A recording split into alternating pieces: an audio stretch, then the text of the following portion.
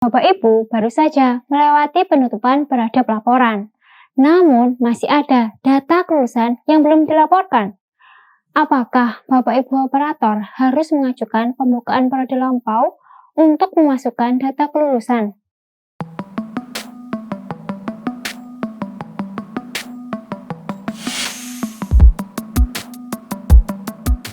Halo Bapak Ibu pejuang PDDikti, jumpa lagi dengan saya Sasna. Di video kali ini kita akan membahas tentang mahasiswa keluar dan periode pendek atau yang biasa disebut dengan semester antara. Pertama, mari kita bahas periode pendek atau semester antara. Jika perguruan tinggi ingin mengadakan periode pendek, maka Bapak Ibu sebaiknya setting terlebih dahulu periode perkuliahannya pada saat awal perkuliahan. Kita ambil contoh periode 2023 atau 2020 pendek. Di menu pelengkap, kemudian pengaturan periode perkuliahan. Klik tombol tambah, kemudian pastikan semesternya adalah 2020-2021 pendek. Selanjutnya, pilih program studi, isi kolom target mahasiswa baru, pendaftar ikut seleksi, pendaftar lulus seleksi, daftar ulang, mengundurkan diri. Nah, pada tanggal perkuliahan ini, pastikan tidak beririsan dengan tanggal perkuliahan di periode lainnya. Kemudian, isikan juga minggu pertemuannya. Untuk periode pendek, minimal adalah 8 minggu pertemuan.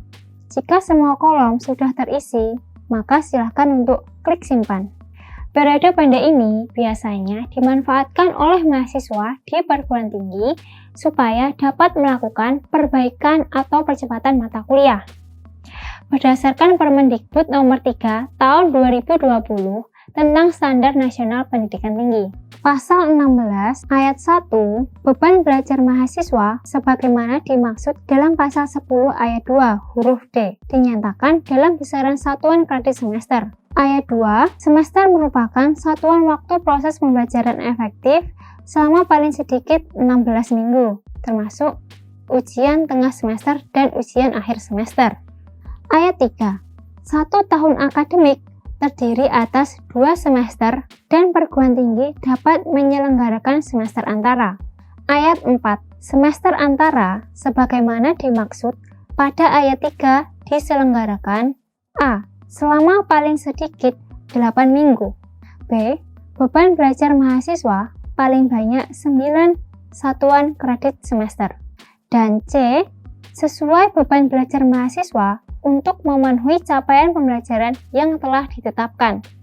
Ayat 5. Apabila semester antara diselenggarakan dalam bentuk perkuliahan, tatap muka paling sedikit 16 kali termasuk ujian tengah semester antara dan ujian akhir semester antara. Pada kasus percepatan, misalnya ada mahasiswa bernama Brian dari program studi S1 Sastra Indonesia.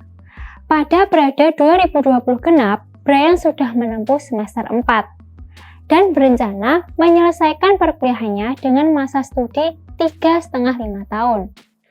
Untuk mempercepat masa studi, pada periode 2020 pendek, Brian dapat mengambil mata kuliah sebanyak 9 SKS. Sedangkan pada kasus perbaikan, ada mahasiswa bernama Arthur dari program studi S1 Seni Budaya. Pada periode 2020 genap, ada beberapa mata kuliah yang tidak lulus. Salah satunya adalah mata kuliah penerapan karya seni. Arthur diwajibkan untuk mengulang mata kuliah tersebut.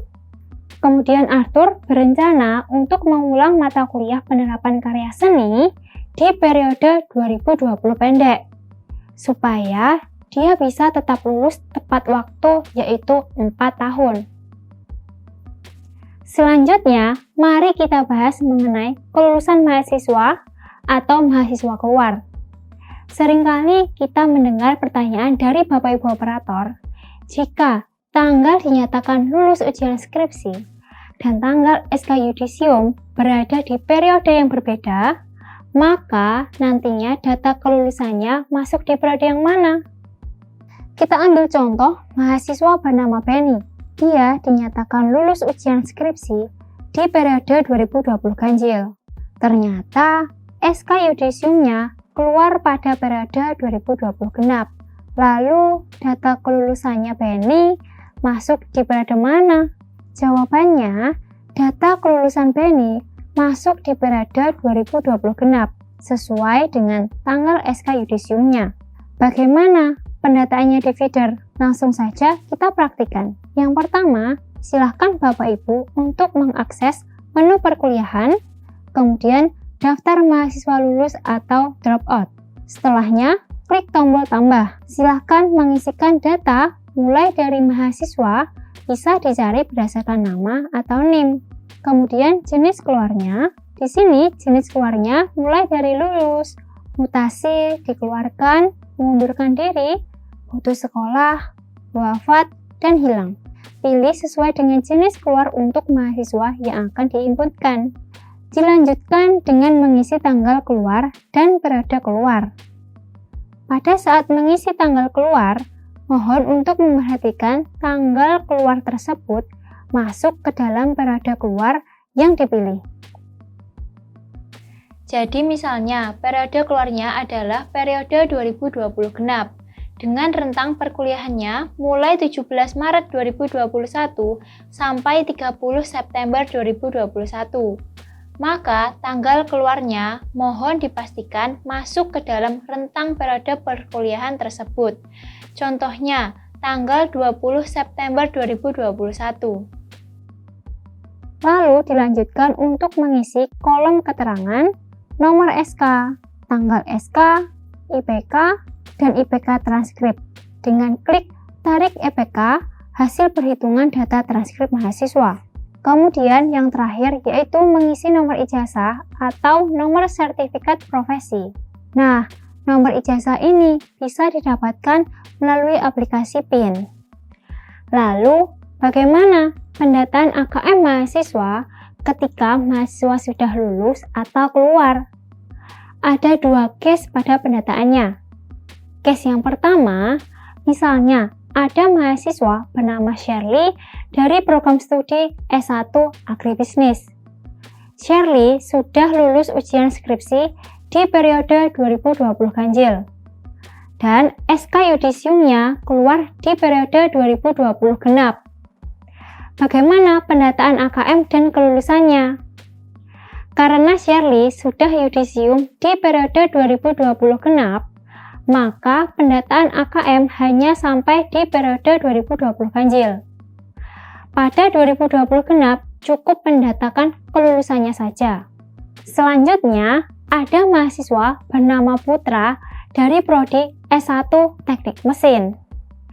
Putra dinyatakan lulus skripsi di periode 2020 genap, dan SK yudisiumnya juga keluar di periode 2020 genap. Bagaimana pendataan AKM dan kelulusannya? Nantinya, AKM dan kelulusannya semua didatakan pada periode keluar yang sama, yaitu 2020 genap. Ada beberapa pertanyaan yang biasa ditanyakan oleh Bapak Ibu seputar periode pendek dan kelulusan. Yuk, mari kita bahas satu persatu. Pertanyaan pertama, apakah boleh menerima mahasiswa baru dan meluluskan mahasiswa di periode pendek? Berdasarkan PP nomor 17 tahun 2010 pasal 87 ayat 3 tertera bahwa jadi tidak boleh menerima dan meluluskan mahasiswa di periode pendek atau semester antara. Pertanyaan nomor 2, apakah periode pendek wajib untuk disetting di periode perkuliahan? Jawabannya tidak wajib jika memang tidak digunakan. Akan tetapi jika digunakan, maka sebaiknya Bapak Ibu melakukan setting periode pendek di periode perkuliahan. Pertanyaan ketiga, bagaimana jika ada perguruan tinggi yang mendatakan mahasiswa lulus, namun nomor ijazahnya tidak menggunakan nomor ijazah dari PIN? Karena PIN dan sivil mulai berlaku pada 28 Desember 2020 sesuai dengan Surat Edaran Nomor 7 Tahun 2020 tentang penerapan nomor ijazah nasional dan sistem verifikasi ijazah secara elektronik. Maka untuk mahasiswa yang lulus sebelum tanggal berlaku, maka tidak masalah dan ijazahnya tetap valid. Namun untuk mahasiswa yang lulus setelah tanggal berlaku, maka ijazahnya dianggap tidak valid jika dicek melalui sivil. Apa bedanya kolom IPK dan IPK transkrip di menu mahasiswa lulus DO? Kolom IPK adalah IPK yang diisikan manual oleh Bapak Ibu operator. Sedangkan IPK transkrip adalah IPK yang diambil dari perhitungan transkrip. Lalu bagaimana jika ternyata hasilnya berbeda? Bapak Ibu harus memastikan terlebih dahulu data IPK mana yang benar. Jika data yang benar adalah IPK isian manual, maka silakan untuk mengecek data transkrip mahasiswa. Namun, jika yang benar adalah data IPK transkrip, maka silakan untuk memastikan apakah perhitungan kolom IPK isian manual perhitungannya sudah sesuai. Karena nantinya seharusnya kolom IPK dan IPK transkrip hasilnya sama. Pertanyaan nomor 5. Apakah boleh mendatakan mahasiswa lulus atau keluar di periode yang sudah tertutup? Untuk mendatakan mahasiswa lulus atau keluar tidak terikat dengan periode. Maka bisa mendatakan mahasiswa lulus atau keluar di periode yang sudah tertutup dan Bapak Ibu tidak perlu mengajukan pembukaan periode lampau. Pertanyaan ke-6. Dulu, untuk pendataan skripsi ada di halaman kelulusan. Saat ini, untuk pendataan skripsi ada di menu apa? Untuk saat ini, pendataan skripsi ada di menu perkuliahan, kemudian aktivitas mahasiswa. Pertanyaan nomor 7. Dulu, untuk pendataan skripsi kan ada di halaman kelulusan. Sedangkan sekarang ada di menu aktivitas mahasiswa. Lalu bagaimana untuk data skripsi mahasiswa lampau yang pendataannya masih di kelulusan? Apakah harus didatakan ulang? Silakan Bapak Ibu untuk memastikan terlebih dahulu data skripsi mahasiswa lampau di menu aktivitas kuliah. Apakah datanya sudah ada atau belum? Jika belum, maka silakan Bapak Ibu untuk mendatakan ulang skripsi mahasiswa tersebut. Tapi jika sudah ada, maka tidak perlu mendatakan ulang. Pertanyaan nomor 8. Di menu mahasiswa lulus DO, untuk mendatakan periode keluar kan baru ada dan diwajibkan mulai pelaporan periode 2019 genap.